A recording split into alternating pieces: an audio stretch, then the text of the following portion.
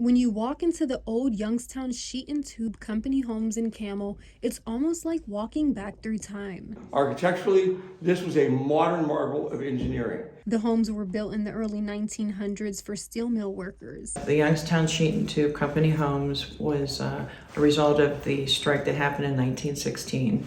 The strike was about the wages, affordable housing, and working conditions. And more than 100 years later, they're still standing strong. Gravity holds the buildings together. They're not bolted, they're not poured in one place. They were assembled in the mill, trucked up here on carts, and put together like a Lego house. But some of the homes are set to be demolished soon. That's why photographers like the ones from the Youngstown Photography Group are taking advantage now to capture the homes and items once used by the many steel workers of the area. When you walk into the old homes, you can see the stoves and sinks that were used, the narrow stairways, and small customized bathrooms.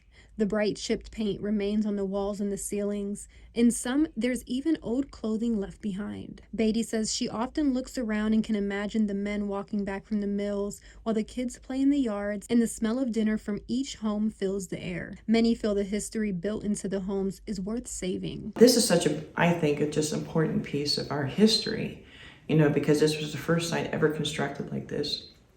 And it is savable. Sokolov has been advocating for the homes to be saved, whether it be to preserve the history or to create new use for veteran housing. He feels demolition isn't the answer.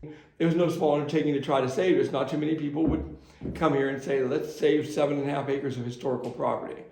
We're going to save some of it for sure. We know that it's not all going to get torn down. Some of the homes are still in use with roughly 50 residents living in them, according to Sokolov.